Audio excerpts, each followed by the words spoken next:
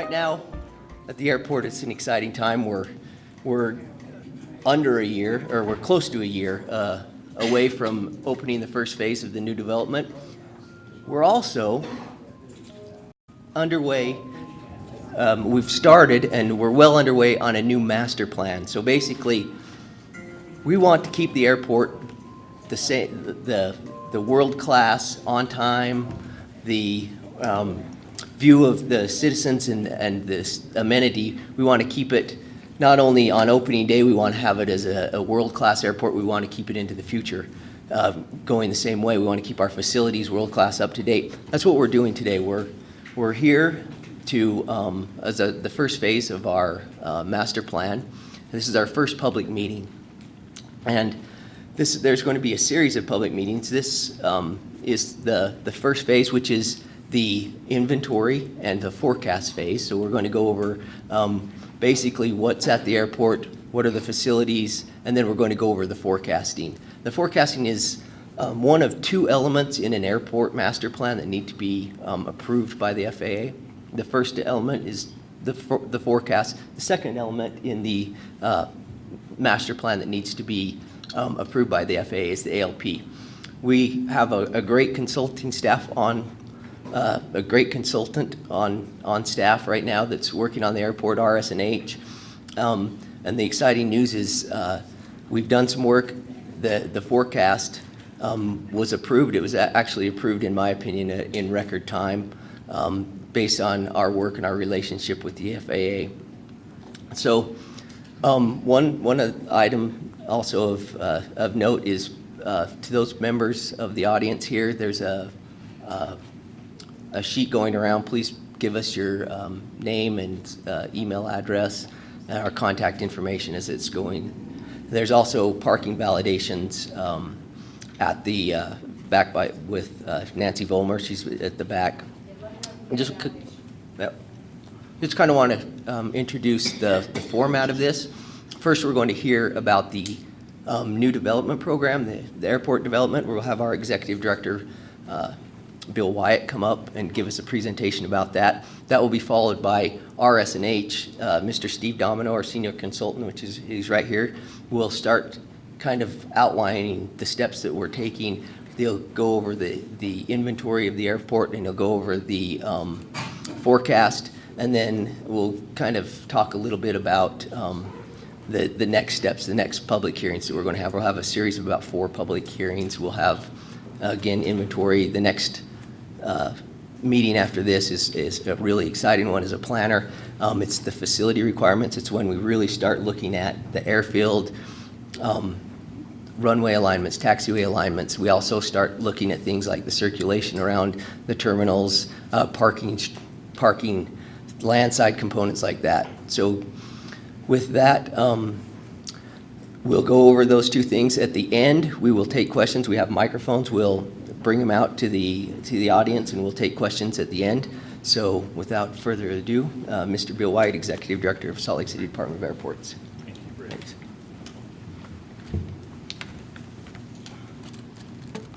Good evening. Great to see everybody here. As Brady indicated, I'm Bill Wyatt, Executive Director of Airports for Salt Lake City. I've been here for about a year and a half. I came from Portland, Oregon. If any of you have flown through the airport there, I was Executive Director of the Port Authority, which ran both the seaport and the airport, and I retired comfortably. And 3 days later, I got a call from Korn Ferry, who were looking for an executive director here, and I began to poke around, and I sort of came across this graphic over here and realized what was happening, which is that this community was building an entirely new airport on top of itself. And there isn't really a place in the country where that can happen. It can happen here because of the amount of land owned by the airport, and it can happen here because plans for this were pretty much finalized back in 1996 at the conclusion of the last airport master plan. Airports are required to do these master plans periodically by the FAA because these are facilities that just take years and years and years to thoughtfully plan and to be certain that you don't end up making choices or decisions in an unthoughtful way that preclude you from meeting the needs of modern commercial aviation in your community. And so the master plan that you'll be hearing more about tonight takes essentially a 20-year look into the future, and you'll begin to appreciate what the challenges of that are. So I couldn't resist the opportunity to come here and to be involved with this. It's really extraordinary. It's particularly extraordinary when you go back and look at the cover of the 1996 master plan. There is a rendering on the top of that. It's a document that's about this thick, and it looks a lot like that.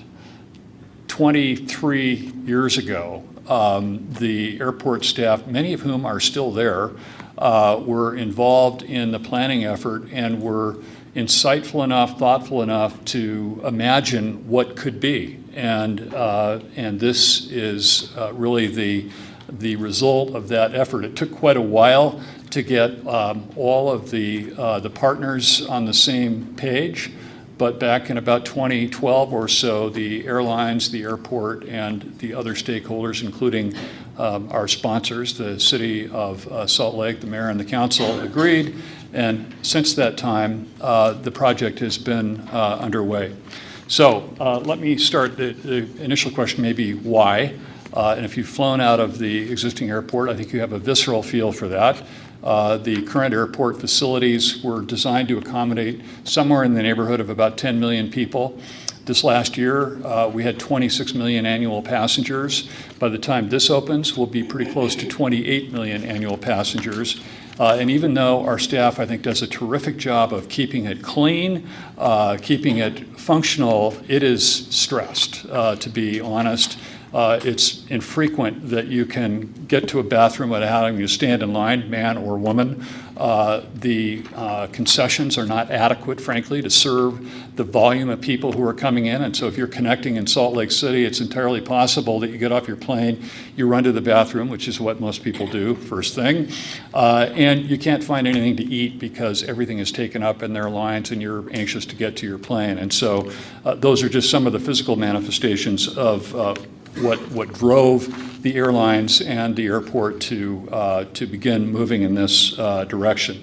We have approximately 378 daily departures to 98 nonstop destinations. And we have that because we have a big hub carrier here, Delta. Now, imagine this, Salt Lake City the population of the city is around 200,000 or so. The greater metropolitan area is larger. But without Delta here as a hub carrier, we'd have an airport that would have a route network that probably more closely associated Colorado Springs. And if that is not an airport that sort of jumps to the top of your mind, that gives you a sense. You had many, many fewer nonstop destinations. And so this is really extraordinary for a community of this size to have this kind of network available. We have nonstop European flights, Amsterdam, London, Paris. We have flights to Mexico, and the president of Delta Airlines, I guess, didn't quite leak it out. He said at the Chamber of Commerce here recently that when this opens, they intend to begin service to Incheon, Seoul, which is their Korea, which is their hub, or will be their hub in Asia, which is tremendous. We are the 85th busiest airport in the world and the 23rd busiest airport in North America, which is pretty good because, again, Salt Lake City as a city is nowhere near either of those in rank, so we've clearly overachieved here. We rank number 2 for on-time departures and arrivals. This one, to be honest, always surprises me because I have no idea how that happens. The existing layout here is incredibly inefficient for a hub operation.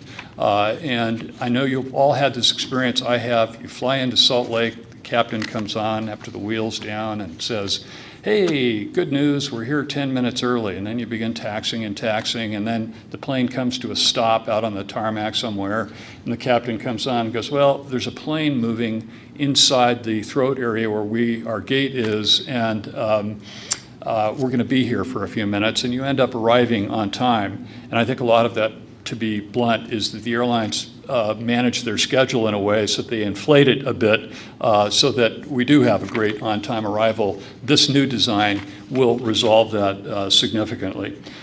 We operate in every imaginable climate here. They're both challenging, both the heat of the summer and the cold and snow of the winter. But I'm sure it won't surprise any of you, Salt Lake City International Airport consistently wins awards from the various airport associations for snow removal. They're on it. They do a great job. And at 5,000 feet, which is the approximate elevation of the airport, and 100 degrees, we pay a price on the other end. Planes are often required to take weight penalties in order to be sure that they get up in the air safely, and so that's a challenge. One of the reasons, one of the many reasons for this project is to address the seismic concerns that are associated with the fault along the Wasatch Front. I was a little surprised to learn when I came here from Portland, which is at the epicenter of the Cascade subduction zone, to discover that I hadn't gotten away from our earthquake concerns. And so if you were able to tour the existing facility now without all of the drywall and everything that will cover up the massive beams, the scale of the effort to address the seismic concerns is terrific and accounts for a large part of the cost, but it's very important. It is being designed to essentially the second highest level available, the highest going to emergency care facilities, hospitals as an example. So we'd be able to actually open the terminal building the day after without injury or loss of life. That's the essential goal of that. Provide right-sized facilities. So the restrooms, for example, you don't think of an airport director spending so much time in restrooms, but we spend a tremendous amount of time looking at and helping design the new restrooms. Will be plentiful, substantially more for women than for men, which I'm sure will please many, but very thoughtfully designed so that one half can be closed while the other half is open for business. The concessions program will dramatically increase the offerings available to passengers, and we have kept with what I think is kind of the growing trend in airport world, which is to use a lot of local vendors, so names that you would recognize. Prior to my arrival, very early in the project, the city and the airport went out to the community, the broader community, and said, what is it that you're looking for in the airport? And in addition to the things that you would expect, like bathrooms and parking and access and so on and so forth, people wanted the facility to look like the community, so that even if you weren't getting out here in Salt Lake, that you would know you'd been here. And so a lot of care has gone into the fit and finish and colors and materials so that we give that leading impression to people as they move around the airport, as they arrive here, as they come, maybe go skiing, come back. You're going to have a sense of Utah in the new facility. If you've been out there, you can see as you drive around just the colors associated and the textures with the new building certainly give off that sense. We want to be able to accommodate growth, and one of the things I've said, this design, once phase one opens, and I'll talk about that more in a minute, can be expanded almost infinitely without significant passenger inconvenience. And that's very important. Very few airports are in a position to accommodate that because most airports in this country were built in the 50s and in the 60s. They had designed airports for the aircraft of the day, which are not the aircraft of today. And we were in a position to basically leapfrog just incremental redevelopment and build a new facility that is tremendously flexible and will serve us very well going into the future. Maintain competitive cost. In the airport and airline world, airlines measure airports in part. There are many measurements, but based on what it costs them to serve the airport. Salt Lake City is one of the 2 or 3 least expensive airports in the country. This year, we're just closing out our financials for the year. And the average cost per passenger at Salt Lake City is about $3.88. JFK, the average cost per passenger is, I think, probably approaching $30, somewhere in that neighborhood, just to give you a sense of the range. You know, you add that on to a ticket to, I don't know, say Las Vegas, which is probably $180, $30, that would be a lot. And that would be something an airline would consider when they're thinking about adding additional service. So that cost per passenger is very important. One of the other and the trickiest, and one of the things that makes this project as expensive as it is the phase construction. Because we're building it on top of an existing airport, we can't just shut down 60 gates and wait for 4 years. We have to do essentially a gate-for-gate swap. And in phase one, the phase that we're currently in, that's relatively simple, not a terribly challenging thing. In phase two, that becomes a lot more challenging because you can see this is an actual rendering and layout of what it's going to look like. And as we move to the this way to the east, we begin taking down and removing access to these gates.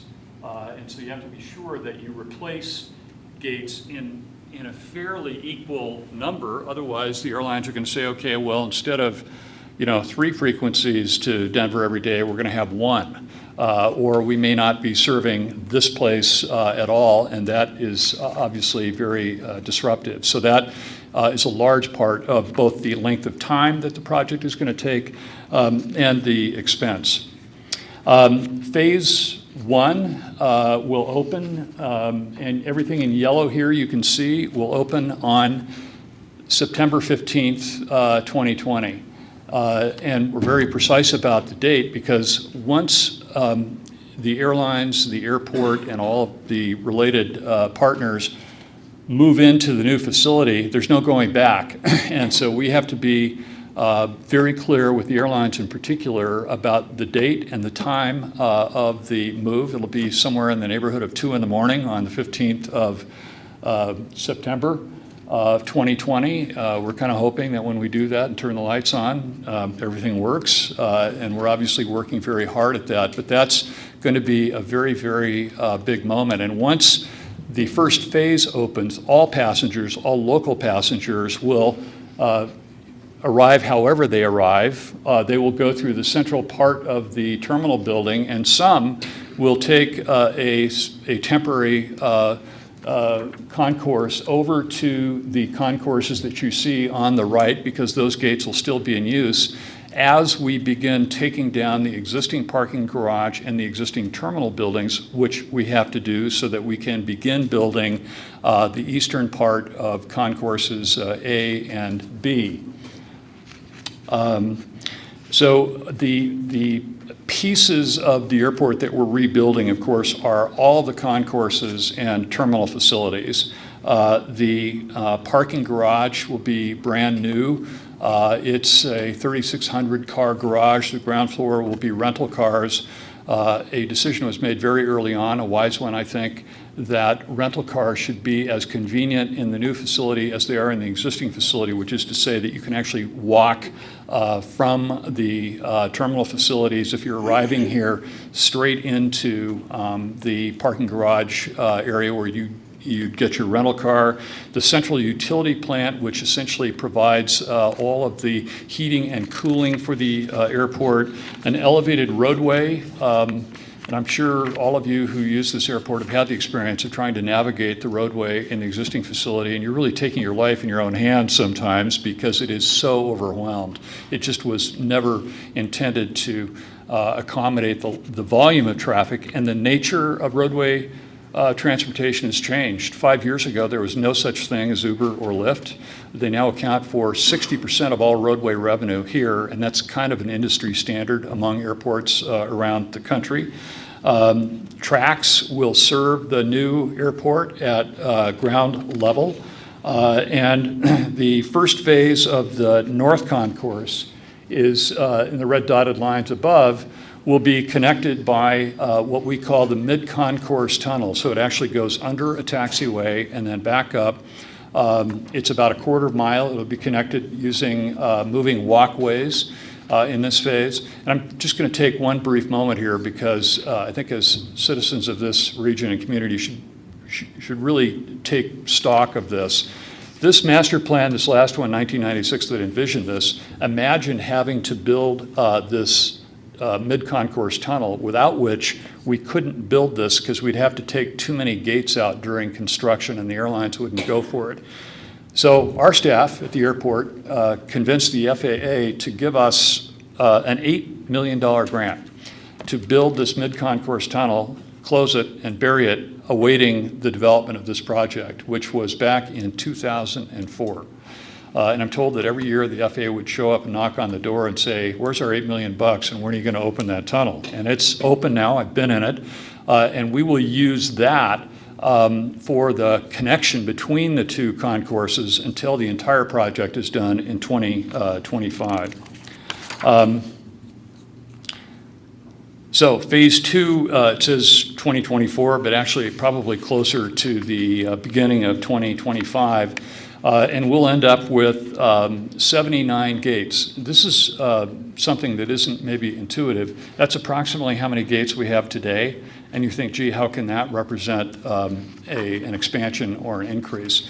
And the reality is we have 52 gates that are connected by jetways, and the balance of them are ground loads, which was the operating model at Salt Lake for years and years and years, regional jets, where you literally walk out at ground level and then take the stairs up into the plane. We'll have no ground load gates. We'll have all jetway connections because the volume growth that we have experienced here is all being achieved through larger gauge aircraft. So Canada regional jets, 60, 70, 80 seaters being replaced by 737s and Airbus 320s and 321s. And that is what has accounted for the growth. And we're going to continue to see that because Delta uses Salt Lake, and their connection to Salt Lake is it helps them become a full national airline, and with their hubs in both Seattle and LA, which are very constrained and are not going to be able to undertake projects like this. So Delta will begin to fly larger and larger aircraft between those hubs, Salt Lake, and potentially further east as well. So it is actually a very substantial capacity increase. So where's the project now? We are on time. We have come to realize that the world of commercial aviation and the economy of this region look a lot different today than they did back in 2010 and 2011 and 2012 when the final plans were being developed that drove the architectural design, the engineering, and the sizing of this airport.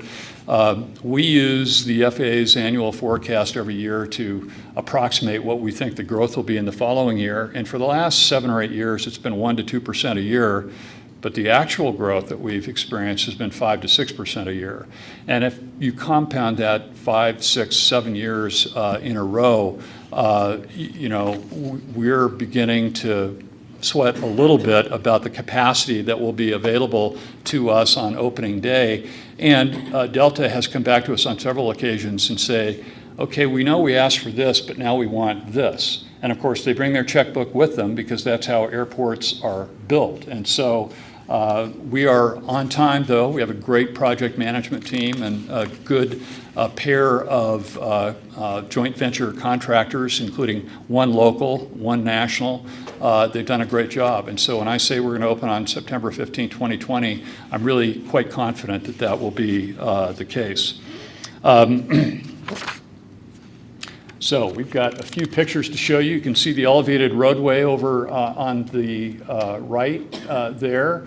This is the Gateway Center. So if you actually park in the garage right here, you walk into this Gateway Center, and on this side are rental cars, and on this side there will be ticket counters. So it'll be possible to walk into the Gateway, park your car, get your skis, your golf bag, your suitcase, whatever, walk in, check your bag right there in the Gateway Center, and then you walk straight through across these sky bridges straight into the security lines at the same level without having to go up or down. It's a very innovative design, and there are airport people all over the country who would love to have this kind of a passenger flow available to them, but it's just not because of the constraints of their footprint. This is the central plaza, if you will, of the airport. So once you exit the security checkpoint, this is what you're going to enter out to. So these ceilings are 45 feet high, and you'll look out to a really extraordinary view. Initially, when you walk out there, you're going to see tails of airplanes right in front of you and the existing concourses, but those will all come down at the end of the project, and you'll have these just spectacular views of the Oakers and the Wasatch, really extraordinary. And then concessions on the right or left, and then here you will go down to the east concourse of A, the west concourse of B, and then eventually there will be a central tunnel that connects to the north concourse or concourse B. If you've flown any time in the last 6 or 7 months, you'll know that concourse A and B have gone away in the existing facility, and I apologize for the confusion, but we're getting ready to open a new concourse A, and so we thought we needed to get people assimilated to that, and so A and B have turned into F and G, which is a little confusing, but we'll get back to A, B, and then eventually C down the road. So on the right is a picture that was taken probably just a few days ago, because I was over there yesterday and it looked a little like that. And this is the artwork that was selected some time ago. Really extraordinary. This is an artist who does art at the kind of industrial scale that is required for a volume, a size like this. And it's intended to reflect the curves and the look of the canyons of Utah. It'll come with the ability to color it for different seasons. I think it's going to be very extraordinary. I've been at the artist studio to see the rendering of it. We actually have all of the material on site that is needed. It'll be one of the last things that goes in because it's still an active construction site, and we don't want it to get dirty before opening day. So upper left, these are the latest, greatest state-of-the-art explosive detection machines that'll go into the screening facility in the basement of the airport. The bag handling system is virtually complete. We're beginning to commission it now. There are 6 of these machines. We have room for 1 more. They're purchased by the TSA, and they're in the process now of certifying these machines because we have to run the bag handling system for some time to be sure that it's open for, ready for opening day, because that's something that can't fail. And it might be interesting for you to know that the airport more or less is built around the bag handling system. You built that first, you design it first, and then you build the airport around it because it's so central to the operation of the airport. In the center picture are the escalators for people who do need to go up to what is going to be a fairly conventional ticket and check-in lobby. They will use those escalators to go up, and then those escalators to go back down and to go through security. And on the right is a photo of one of the bathroom units. We started by building out completely one set of bathrooms, men's and women's. And my predecessor, some of you may have known, Maureen Riley, who's really got an extraordinary reputation in the airport world, was always characterized to me as a bathroom committee of one. She was really focused on getting this right, and from my sense she did, but we built out a complete set of restrooms because in the end there will be 28 of them. So that we could have our maintenance staff come in and kind of beat it up a little bit to see if we needed to make any slight adjustments. And we made a few little tweaks, but they're really very thoughtfully done. The stalls are all significantly deeper than normal so that you can bring your bags with you. A lot of hooks if you want to change. Baby changing stations in both the men's and the women's. Lactation rooms in the women's restrooms. Very, very thoughtfully designed. And as I said, we'll have 28 sets of these at the end of the day, so we wanted to be sure that we got it right. We've just done both the retail and food and beverage announcements for the first round. We'll do the second round probably in the 2021 or 2 range for phase 2 of the airport. And I must say, I'm very excited about the range of options that'll be available to people. Airport retail is a challenging business today, as retail is generally. And so I expect to see more changes down the road as we experience those changes. Food and beverage, really outstanding range of options, and I think people are really going to like it. The project status, as I said, we have a unique project management system, and so we have a project management team that are essentially all private sector people who have lived and worked all over the world building airports. And so they work for us, for the airport, but they are in charge day to day of managing the construction of the airport.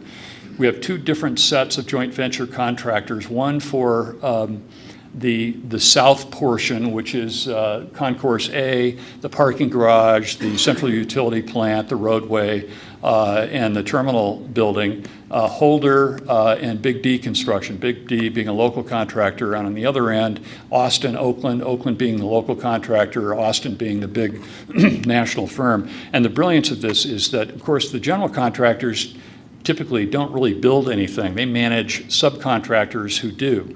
And the subcontracting market today in Salt Lake is intensely competitive. And I get stopped all the time by people who tell me, you people are ruining the market here. You're taking up all the spare labor. And I'm sorry, we are. We and Facebook. Pretty soon the state prison will jump into that pool. But it's so important to have those local contractors who really know the market and the culture. They've done a terrific job. And as I said, we're on schedule. The percentage of local Wasatch Front contractors is 67%. Now consider, this is the largest public works project in the history of the state, almost by double. And to be able to concentrate that much activity in local trade contractors, some of which are fairly obscure activities, if you think about airports. And it just so happens we're lucky we live in Utah because the primary producer and manufacturer of jetways is in Ogden. And so that accounts for a large share of it. The union versus non-union, this is, of course, not a union state for the most part, but about 38% of the workers are represented by unions, about 62% are not. And today we have spent about $1.5 billion. The project cost overall, by the time we're done, is, I would say, likely to be in the $4 billion range or so, $3.5 to $4 billion. And some of that will just depend on the growth that we experience between now and then that we'll want to be sure that we can accommodate. Big question here, who pays for this? And I'm tempted to say you're not paying for it, but actually if you fly, you are paying for it. But no local tax dollars are used in the construction of the airport. And so airlines pay for it through their use agreement with the airport. We have passenger facility charges that are added to the tickets. All airports do. Airport cash, before the start of this project, this airport had 0 debt, which I think is, my guess is, of the top 60 airports in the country, there wasn't another airport that had 0 debt. And the idea was to hoard enough cash to be able to go to Delta, the primary carrier, and say, hey, we'll throw our cash into this, you sign up for it, and let's go. And that is, in fact, what happened. It's one of the reasons why Salt Lake is and will continue to be one of the least cost airports in the country to run. Rental car facility charges, so the rental car companies pay a facility charge to us for being on the property and for us having provided them with infrastructure. Federal grants, those federal grants come from jet fuel taxes. We get about half back from what is contributed by Salt Lake. In other words, if we send the federal government $1 in jet fuel taxes, we get about 50 cents back in grants. And bonds. So we have been busy selling bonds. We've sold about $2 billion worth so far. and those are financed by all of these various sources of revenue.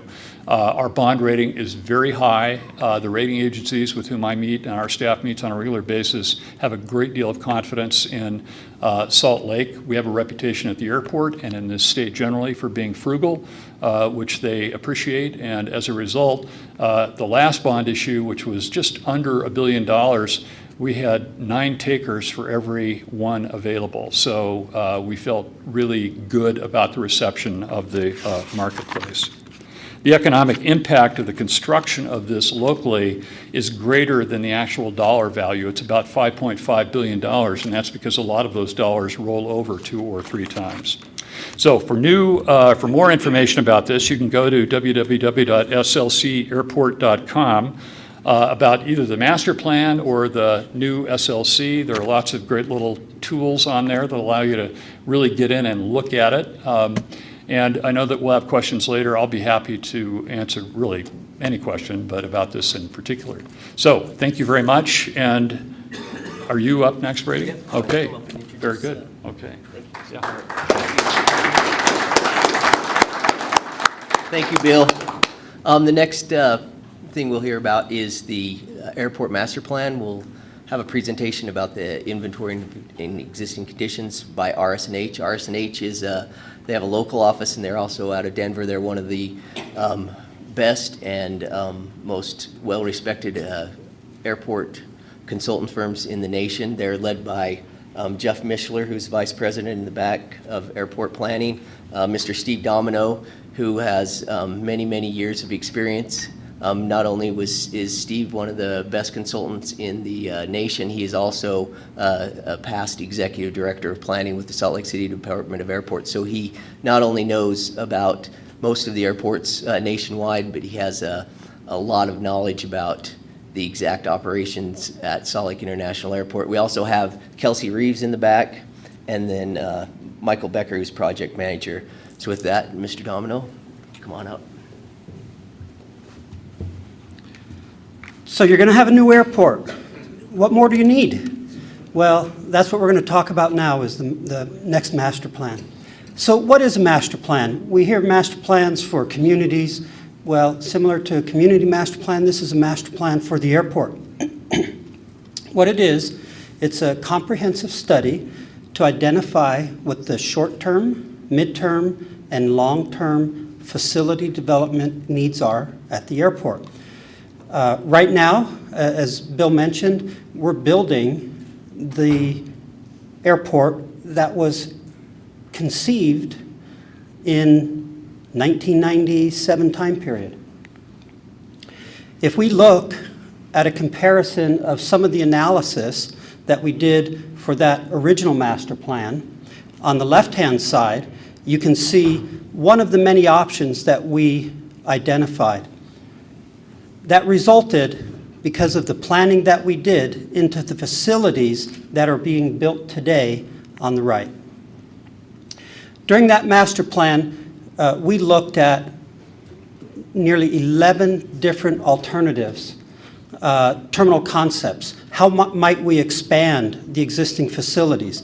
Well, basically, we came to the conclusion that the way the airport operated then was different from the way it was going to operate in the future. And that was a result of Delta's hub coming to Salt Lake City. Prior to Delta, Western Airlines, and then Delta establishing their hub in Salt Lake City was primarily an origin and destination airport. That meant most of the passengers coming through the airport either began their trip in Salt Lake or ended their trip in Salt Lake, either residents of Salt Lake or they conducted business or recreated here in Salt Lake City. As we developed these different ideas and concepts, we evaluated them for cost, impact to operations, user convenience, how might they be expanded in the future, and that's how we came up with the suggestions at that time.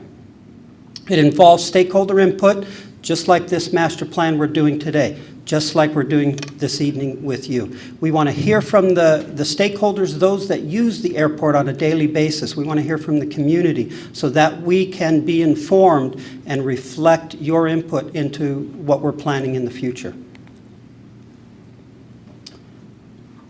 Bill already mentioned the tunnel that was built a number of years ago in early phases. You can see here the master plan is expecting a satellite concourse that would be ultimately connected with an underground people mover system. The question is, what happens after this new facility is built? Well, the community is going to continue to grow. The airlines are going to grow. People are going to want to travel to more places. And as the community grows, the airport needs to be able to respond to the demand that's created within the community. So what we're going to talk about today, we've been doing this master plan now for a little over a year. And you might say, well, why are we just having a meeting today? You've been working on this for a year. Well, the first year of the analysis is doing an inventory, establishing what the baseline conditions are, doing a lot of data collection, putting out tube counters on the roads just to find out how much traffic is actually there. So a lot of the first year of our work is trying to understand the financial circumstances of the airport, their capacity to build more in the future, to understand the sizes of all of the facilities that they have today. How many parking stalls do you have? How are they used? How many runways do you have? What's the capacity of those runways? What size planes can be put on them? So during the master plan, we begin the process with our inventory. And that's just basically counting everything that exists today and understanding what the capacity of each facility is. The second step of the master plan is to develop a forecast. So once you establish the baseline, we need to know what's coming in the future.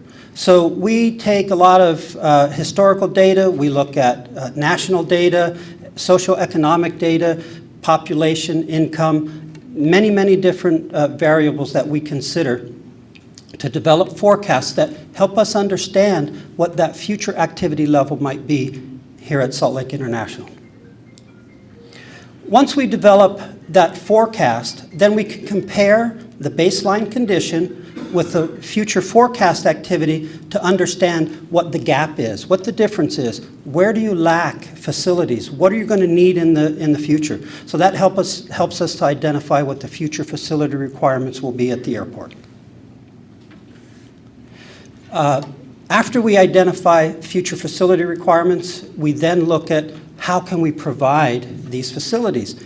If we suggest that we need more gates in the future, where might those gates be? Might they be an extension to one of the existing concourses? Might it be a new concourse? Might it be another satellite concourse? If you need more terminal space, might it be another terminal? Well, we don't have the answers to those now, but for every issue, every functional element of the airport that we look at, there are many options and alternatives as to how you might best place those facilities so that they meet the needs of the users and stakeholders and provide the highest level of service. So for this master plan, we've got a number of goals. First of all, we want to make sure that we identify the guidelines, the criteria that is going to be needed for the Department of Airports to meet the future demand, that we provide a good roadmap, let's say, for where future development should be. If you know where something needs to be built in the future, then you can preserve that land so that you don't compromise it, so that you don't have to remove facilities later, end up costing you more time and money. So the idea is to have a very logical plan of how to get from where we are today to where we want to be in 20 years from now. So our master plan is looking at a planning horizon of 20 years. Now, although that's the limit of the horizon for the master plan, we look much beyond that because we want to make sure as part of our master plan that we've identified what's the next step. How are we going to expand it if our forecasts are low and we need more facility? As I mentioned, we want to make sure that the master plan meets all of the aviation demand requirements. One of the most important things as we evaluate the financial capacity of the airport, we want to make sure that the plan that we recommend, the timing of facilities, can be financed by the airport. It doesn't do any good to have a great plan if you don't have the money and the capacity to build the facilities that you're recommending. One of the great things about an airport, as Bill mentioned, is that they are financially self-sustaining. They generate the revenues that are needed to develop the airport. So one of the things that we see for airports typically is when we develop a master plan, those master plans get implemented because the airport has the capacity to fund the development that's being recommended. One of the other important things that we want to come out of this master plan and that we evaluate as a goal is to identify what the environmental and socioeconomic impacts might be as a result of the proposed development. We don't want a proposed development that has negative consequences. Now, there's always going to be a balance between needing to do something to meet the needs and requirements of the community and what consequences that may have on the environment. So part of our process is to identify what those consequences are and to have a strategy developed in the long term that will help to mitigate any of those negative consequences. So as Brady mentioned early on, there are two major results or products from the master plan. On the left, you'll see a graphic representation of what's called an airport layout plan. The airport layout plan is a set of drawings, probably for this airport, maybe 30 drawings, different drawings. It shows two important things. It shows where all of the existing facilities are today. The other thing it shows on this set of drawings is where all the future facilities are planned to be located. So it's a combination of looking at the present with a look at the future. The key is how to translate these two images, how to get from where we are today into the future. The other product of the master plan is a final technical document, or the report. That summarizes all of the analysis that we've looked at, all of the comments that we've received through public interaction and outreach and so forth, all of the analysis, all of our recommendations, all of the options and alternatives we've looked at, and justifies why we're recommending certain options over others. So where are we in the study today? As I mentioned, we're already into the study about a year. The study is broken up into three essential phases, or three basic phases. The first phase is the investigation phase, trying to understand what makes up the airport today. What's the baseline condition? That also includes understanding what activity levels are, what the financial capacity of the airport are, what's the environmental baseline at the airport. The second phase of the master plan is identifying possible solutions or ideas of what's going to be needed in the future to meet the facility requirements that are expected based on the forecasted demand. The final phase of the master plan is the implementation phase, and that's the phase where we begin to develop an actual capital improvement program that helps us to identify when, timing, short-term, midterm, long-term, when certain facilities need to be built, how much it's going to cost for those facilities so that the airport can then begin that process of organizing its momentum to work towards implementing the plan. Okay, who's involved in the master plan? Pretty much everybody. We have established a number of committees with the airport. Our main committee is made up of airport staff. These are the technical experts that understand the airport, they manage it, they know where the problems are, they know what works, they know what doesn't work, and they help influence the major direction of the master plan. In addition to that, one of the things I didn't mention is that we have, as part of our work effort, there are two components. One is to develop a master plan for Salt Lake City International Airport. The other is to do a general aviation strategic plan. And that's a separate study. And the reason for that is Salt Lake City Department of Airports actually owns 3 airports. They own and manage South Valley Regional Airport, and they own and manage Tooele Valley Airport in addition to Salt Lake International.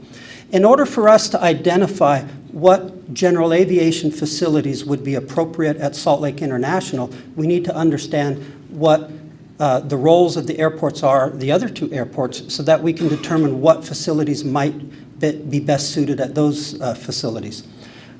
So we've established a general aviation working group of Board members, we've met with, initially during the master plan, with users, general aviation users as well, to get input from them. We have an airport board working group. The airport has an advisory board. We have select members from that advisory board that we brief on a regular basis so that they understand the analysis that we're going through. It's not always convenient for everybody on the board to meet together, and so we have a separate subcommittee. We can brief them, and then they can brief the majority of the board. In addition, we have a policy advisory group. What's really important in our master plan is that when we're completed, that it has the support of the community. That support from the community comes from the elected and appointed officials in the community. So our policy advisory committee is made up of mayors, city council representatives, and/or representatives from these organizations. What we want to do is we brief them on a regular basis to help them understand what the progress is on the master plan, what the direction is, what the analysis shows, and why we're making recommendations that we're going to be recommending. Ultimately, when the master plan is done, we hope that we will get their support to implement the master plan. Technical Advisory Committee, I mentioned early the first one, the Salt Lake City Master Plan Working Group. We expand that technical committee to include a number of the technical experts, subject matter experts from the FAA, from the airlines, from the FBOs, from concessionaires. Whoever operates on the airport, they know how they operate, and they understand it better than anyone else. And so we need their input, again, to help influence the direction of the master plan. Community outreach groups. We are organized to take presentations like this to individual community councils, if requested, so that we can invite and inform other people besides those who are able to attend this meeting. So a lot of times we find out that more people attend a community council meeting. It's closer to home, easier to attend. They're used to going to those. And so we've been set up to be able to take messages like these out to these other organized groups. And then this meeting, which is a public information meeting, when we get to a point in our study where we have substantial, helpful information that we're ready to present to the public, that's when we schedule these meetings. Collecting a lot of data of existing conditions isn't meaningful, and that's why we didn't have meetings earlier. But we are to a point where we have some forecast information. The FAA has already approved it, which is an important thing, and I'll talk about that a little later. But we have information that now we can begin to share with the community. As we go through our facility requirements analysis and our alternatives, we'll again bring that information and that analysis to the public in these forums. So how did our study begin? You know, what guides our study? Well, the study's guided by our stakeholders. We began this study by understanding what works well at the airport and what doesn't work. What are the problems? Well, how do we know what the problems are as a consultant? Well, I use this airport all the time, and I know some of the problems, but FAA knows even more, and the maintenance crews know even more, and the operations people know more. And so we bring together all of these stakeholders that have intimate knowledge of certain functional areas of the airport to understand, to pick their brains and understand where they see problems. Where in the industry, what other airports do they visit that they think that same level of service or that type of facility should be at Salt Lake City? What areas of the airfield are not working well? What pavements are failing? As we develop a capital improvement program, we need to include pavement maintenance, and so we need to know areas on the airfield that are beginning to fail or may need to be rehabilitated or reconstructed in the next 20 years. So we bring all of these different stakeholders together. It was basically a brainstorming session. We had these boards up, open forum. People were able to ask questions and say, we've got a problem with this, we need to look at this. And that's what we did. As I mentioned, we brought in general aviation users, airlines, FAA, policy advisory group, airport staff, anyone that we thought would have valuable information that would help inform the direction that this master plan should take. So with all of this information that comes from these 3 days of visioning sessions, we can summarize them into functional categories at the airport. And these are a list of the areas that we looked at: airside, landside, environmental, financial, general aviation. And we begin now to take all of the comments that people provided and said, we have issues here, you need to look at this. And now we can organize them into these different functional areas at the airport and begin evaluating how to address each of these concerns that our stakeholders raised. This is a result of a graphic that shows some of the areas that our stakeholders told us we have problems. We've got issues with runways. One of the things the FAA does frequently to help improve safety at airports is they update their standards. When they become more aware of a particular incident that may have occurred at one airport or another, they revise their standards to try to solve that problem and make airports safer. As we went through our inventory session, we identified a number of deficiencies that occurred today, as well as some that, based on our forecast, we know are going to be problems in the future. So this is just a general area of things that we're going to be evaluating during the master plan and coming up with different alternatives of how to address each of these issues. So to get into the inventory a little bit more, basically what we're doing is we're documenting what exists today. One of the critical elements of an airport is the airfield infrastructure, the runways, taxiway system, and so forth. We need to know what the lengths of the taxiways are, what the widths, same for the runways. What's the pavement capacity? How heavy of an aircraft can work on those pavements? What type of pavement is it? What's the condition of the pavement? What type of lighting system is at the airport or serving each of the taxiways and runways? What nav aids are there? So it's basically, again, just an inventory of everything that's there. And based on this, it establishes that baseline so that when we identify what the future aircraft, critical aircraft might be, we can then address whether any of these facilities need to be upgraded in the future. One of the real key elements of this master plan is we are, at this point, we're at a turn. So we're operating in existing facilities today, concourses F, G, C, D, E. I had to keep all of those in mind. So, but that's what we're operating today. Typically, a master plan would begin with your existing conditions where you are today. So it would be those facilities. Well, by the time this master plan's done, those facilities aren't going to exist anymore.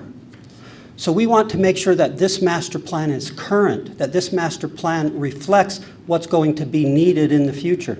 So one of the things that we did for this master plan is we took the design criteria for the facilities that are being built today, and we said, that's our existing condition. We know they're not open yet, but that's going to be what's existing by the time this master plan's done. So we use that, the dimensions of those, the capacities of those, to help us guide and compare with what our future requirements might be. This is just some of the data regarding the terminal area that's going to be opened. 78 gates, nearly 1 million square feet. We know the land side has problems. If you think of the airport land side, it's constrained with the terminal on the north, runways on east and west, and a canal and freeway to the south. There's not a whole lot of space to provide for the next 20 years, 40 years, or whatever it may be for this airport. So part of this master plan is to identify how are we going to address the land side requirements as well for the airport. One of the things as part of our inventory is we also evaluate the airspace. We understand what the terrain is around the airport. This just represents some of the airspace structure, I'll say, or the elevations that aircraft are allowed to fly as they come into Salt Lake. So what's important is we've developed a forecast that's been approved by the FAA. And the way we develop the forecast is we do a multiple regression analysis. We do a top-down, a bottom-up. We do Monte Carlo evaluations. We look at national trends. We look at local trends. We look at any type of socioeconomic data that might influence the activity here at Salt Lake. We look at projected population growth, projected income. All of these variables tend to affect what might happen in the community. And again, the master plan is being responsive to the community. So as the community grows, the airport will need to grow to support the needs of the community. The master plan was approved May 1, and that's a great accomplishment because we are not able to proceed with further analysis in the master plan and identifying what the facility requirements are and alternatives unless we know that the FAA agrees with our assessment of what the future is for the airport. So that's a significant thing. And by requirement, the FAA requires that we be within a certain percentage of their forecast that they prepare for each airport. And so we've done that.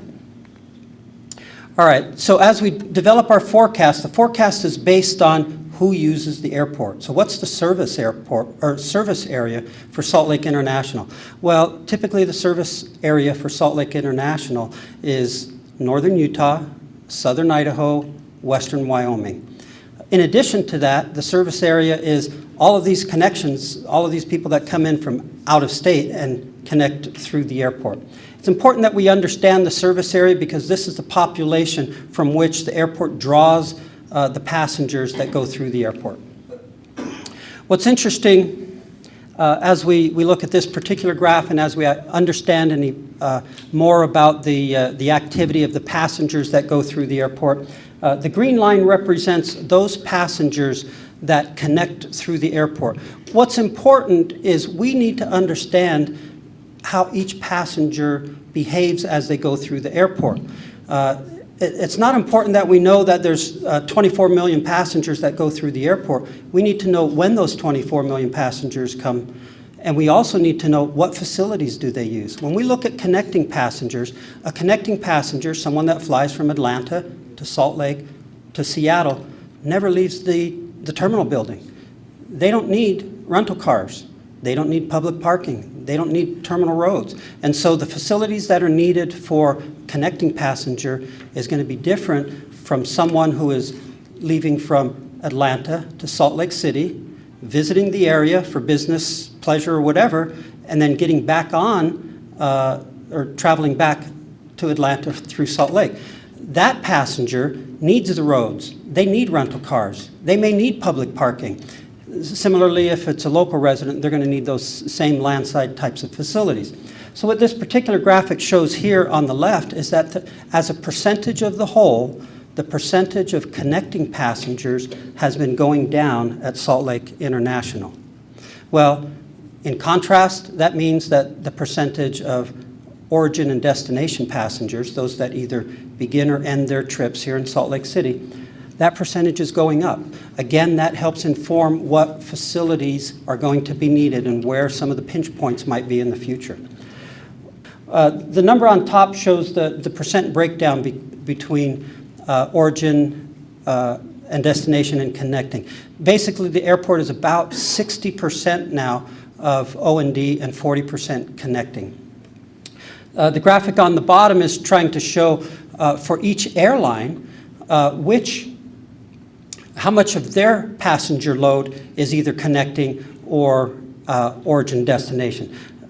What you might expect is that for Delta Airlines, the majority, and I can't recall the number, I think it's 60. The left one on the bottom is 57 connecting, 43 O&D. Okay. And the other one is connecting is 9 and O&D is 91. Okay, so what we see is a majority of the passengers carried by Delta are connecting, whereas for the other carriers, the majority, and I think the number was about 91%, majority of the other carriers, all of their passengers are origin and destination.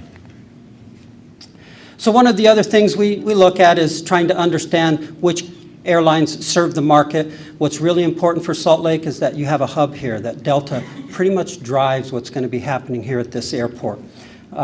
Delta has, between its connection carriers, SkyWest, nearly 70% of the traffic here at Salt Lake. And that's important because they will influence the facility requirements long term. So as we look at all the different evaluations and data that we put together, we can put together our forecast. This particular one is a passenger forecast. And this is for total passengers. You can see our baseline year was 2017, and we were just around 23 million passengers at the airport. Well, based on our forecast and our analysis, we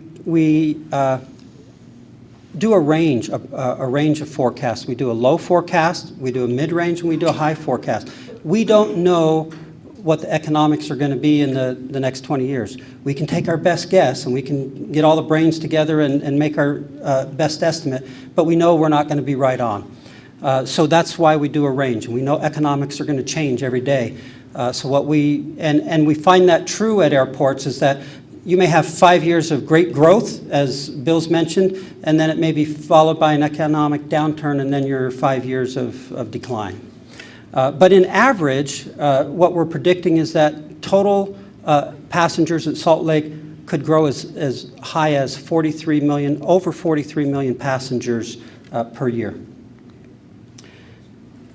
When we look at the passenger forecast, we need to also understand the difference between domestic passenger activity and those passengers that are only using international facilities, because we need to plan for those facilities differently. They use federal inspection services, customs, immigration.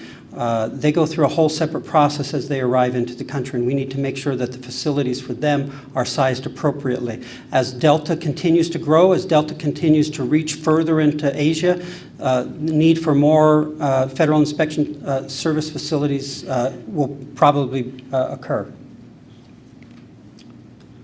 So one of the other things that we need to understand as we develop our forecast is, when do the people come? Well, they come on planes, and so we begin our forecast with understanding what the schedule is for the airport. Right now, most of the arrivals and departures, was it 59? 51%. So occur at 11 o'clock during the day. Most of the arrivals and departures occur. There's 51 operations during that single hour. Well, if we know what the typical load factor is on an airplane, and we know the number of seats on that aircraft, we can estimate the number of passengers that are coming on that aircraft. If we know the entire schedule, with 51 operations coming in that hour, we can quickly calculate the number of passengers that are going to be in this terminal during that time. We can estimate the amount of restroom areas we need, the amount of concession areas we need, the amount of corridors we need. And so it's important that we understand what the peak is. It's useful to know what the annual forecast demand might be, but what's really important is to know when does that demand occur. When we project into 2037, I think this is 61. What our 63. All right. So what our forecasts indicate is that during the same hour, 11 o'clock, we're going to have 63 operations. Well, that's going to put a bigger strain on the facilities that are being developed right now. So what's interesting in this, so we talk about our design day schedule, and that's what we were just talking about. What are the air carriers, what's their schedule today? And we use that to as our baseline for projecting into the future what the demand might be on future days. What's interesting in this graphic is you can see on the left that the number of operations since 2009 has steadily declined. And we're projecting all of a sudden there's a turnaround. Well, we can see actually before 2017 that it began to turn around. Well, why might that be? Well, as Bill mentioned earlier, the way carriers operated 10 years ago was they used a lot of EMB 120s, they used a lot of regional jets, 50-seaters, 70-seaters, and so forth. The trend now is to provide larger aircraft. So these older aircraft are being phased out. They're less I want to say financially efficient for the airlines, and so what the airlines are doing is they're upgauging their aircraft, they're providing fewer frequencies to their markets, they're providing more seats to the markets because they're providing larger aircraft. So as we phase out the smaller aircraft, the numbers of operations goes down, and now as we anticipate future growth, how are the carriers going to respond to that future growth? Well, they've already established that their model is going to be in larger aircraft. And so the only way they're going to be able to accommodate that growth is with more operations, and that's why we see in the future now projected increases in the number of operations. We do forecasts for air cargo, and as you might expect with all of the online marketing that's being done and everybody buying everything on Amazon and Walmart and everything else, there's a lot of parcels being shipped across the country. And it's going to happen here at Salt Lake as well. And we can see the need for additional cargo facilities at the airport. One of the important things to understand about our forecast is our master plan looks at a 20-year horizon. What might this airport need in the next 20 years? And we identify what the facility requirements might be needed in short-term period, within the next 5 years. Well, 5 years from 2019 is 2024, right? But one of the things that's important is we don't care what year the activity occurs, because we know that the economics are going to change, and we can't tie facility requirements to a year. What we want to do is we want to tie what facility requirements are to a certain activity level. So what we do is we create what's called planning activity levels, or PALs, and we take our forecast, which is the line, and now we identify at certain planning activity levels, and it just happens to be PAL 1 is 5 years from now, PAL 2 is 10 years from now, and PAL 3 is 20 years from now. But the key is establishing what we expect certain activity levels to be at these time periods. Once we understand what those activity levels are, then we can identify what facilities might be required when the airport reaches that activity level. The airport does not build until it reaches that activity level. So as the community grows, the airport responds to the growth that occurs in the community and responds to development based on the demand that is materialized. So we show that numbers of operations in 2017 was about 325,000. By the end of our master plan horizon, at PAL 3, those numbers of operations are expected to climb to 435,000. We do a similar analysis for numbers of passengers. As I mentioned earlier, we're at 24 MAP. MAP is short for million annual passengers. So right now the airport is somewhere around 24 MAP, and our forecasts indicate that by the end of the 20-year period we could reach all the way up to 38 MAP, perhaps even larger than that. So what we're going to be doing in our next phase of the development is identify what facilities are needed if the airport, or when the airport, reaches this level of 30 MAP. In addition, as we develop our facility alternatives and concepts, we identify how much facility is needed in each of these planning periods. So it's not a matter of all of a sudden we're building what's needed in PAL 3. We incrementally identify what the additional development might be in each of these planning activity levels. So how are planning activity levels implemented? What's important to understand here is the blue line represents pretty much the demand. This is basically a comparison to the forecast of enplanement activity or total passenger activity as it climbs. The problem is that your facility capacities don't climb at a steady rate. It climbs, your capacity is increased when you have major development projects. So when you add another concourse, all of a sudden, in 1 year, when that concourse is opened, you've increased the capacity of your facility. So what we do for each of these PALs is, so as traffic grows on the blue line, or the demand grows, facilities are built to provide a higher level of service than the demand that's actually occurring. As demand grows, that demand reaches a point of balance with the capacity of the facility, and then as demand continues to grow, the capacity and level of service begins to decline. Or the capacity stays the same, but the level of service begins to decline.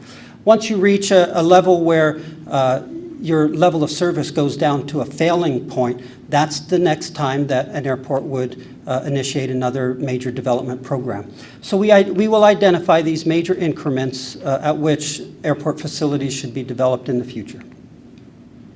So where are we and what's going to be coming next? As I've mentioned, we've gone through the inventory, we've gone through our forecast. We're just nearing kind of the end of our evaluation of facility requirements. We don't have any conclusions of that yet, but once we get those conclusions, we'll be bringing those to the community as well.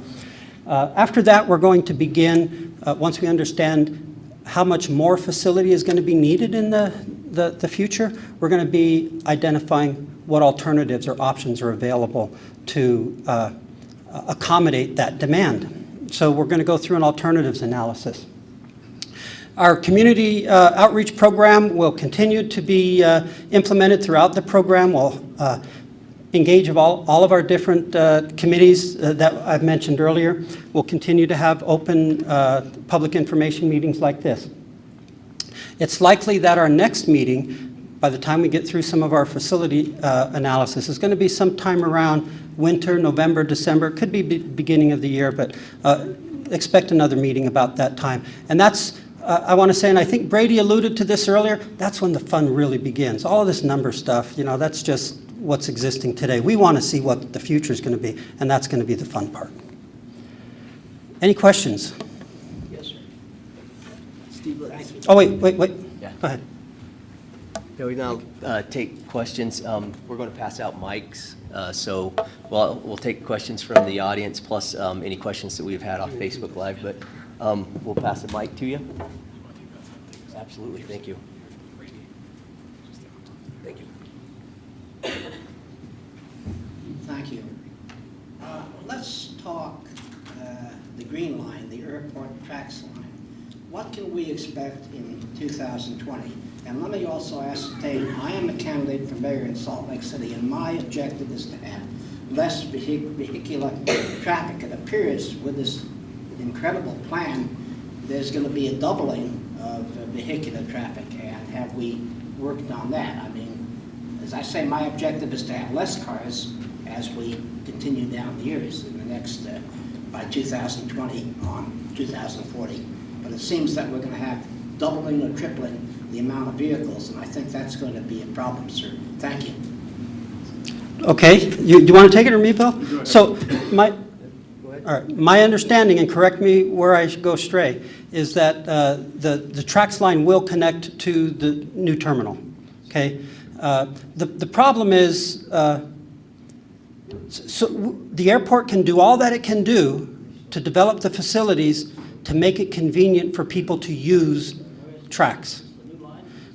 The airport can't force people to use TRAX. Now, people may resort to using TRAX simply because if it doesn't have available parking and there's no place to park, they're going to have to find other modes. But that may not be TRAX. It may be Uber. It may be Lyft. It may be taxis. So we don't know. Part of our analysis to understand where that demand is going to be coming from and what the demands will be, what facility requirements are needed in the future. Bill? Yeah, just a couple of other thoughts, too. I think I made reference to this earlier. The world of ground transportation at the airport has just changed radically over the last 5 years here and everywhere. 5 years ago, there was no Uber and Lyft at airports around the country. Now there is. They're each, Uber maybe more than Lyft, working diligently, if you will, on self-driving technology. We are expanding electric vehicle charging opportunities even in the existing facility, and we intend to expand that as well. I was notified the other day by Vicki Bennett, who's the city's sustainability director, that all of the Teslas that were parked in front of our charging stations were not plugged in. Just people taking advantage of the close proximity of the charging facilities to the airport. So we're going to change that. We'll adapt to that. The track situation is very interesting to me because I think we do about 600 people a day to the airport on tracks, which seems to me to be very low. Because think about these numbers at the airport. I get a daily email that tells me how many passengers will arrive at the front door of the airport every day. And today that number was about 24,000. There are 15,000 people who work at the airport, right? These are pilots and flight attendants and concession workers, our employees, maintenance workers, et cetera. And then, of course, there are another 30,000 passengers who are connecting and not necessarily contributing to the air quality issues. So it just seems to me that 600 a day is insufficient, and part of that has to do with the operating hours that are available, because the airport is a 24/7 operation, and yet for certain shifts, TRAX is not really an option, and we'd love to see that and to see a wider utilization. In Portland, where I'm from, when the MAX line in Portland started at the airport, it was 4,000 a day. Now it's up to about 10 or so. And the other thing I would say, this is a challenge that's difficult to fix. This airport is so close to the center part of the city. Every day, I go down 500 south on my way to the airport, and right before I get on the freeway, there's a little dynamic sign that says SLC International, 5 minutes. You know, if I were in New York, it would be an hour. If I were in Portland, it would say 35 minutes, the same thing. And so Uber and Lyft are strong competitors to public transportation. And so it's a comprehensive challenge, but one that we're going to have to fix, because the freeway capacity is not going to expand. And pretty soon that will, I think, begin to drive people to look for alternatives. But that workforce would be a great one to help get on to TRAX. But we're increasing parking facilities. Are we going to keep the parking facilities the same, increase them, or reduce them? In other words, more parking structures. There will be more. Today, we fill up twice a week. And consider this, somebody's got a ticket in their hand, and they've got a bag in the trunk, and they drive to the airport, and there's no place to park. And we can't accept that. The airlines would kill us, number one, if a substantial part of their passenger base was actually unable to get on the plane. So I would say this particular topic is very hot in the airport world today, because when we go back to sell bonds, the parking facility here is obviously a substantial part of the cost. And they say, so, you know, with all the changes in the roadway, Uber, Lyft, I mean, all the things that are happening, how can you guarantee that, you know, some change isn't going to occur that will obviate your ability to pay for it? And my answer to that is, A, I don't really know what's coming. If I were that smart, I'd be doing something else right now. What I do know is you can't get to the airport without crossing property that we own, and we'll find a way to cover the costs that we have incurred to build it. But I think most people who are building 5-story, 3,600 stall garages today are imagining that there will be another use for them at some point in the future. Yeah.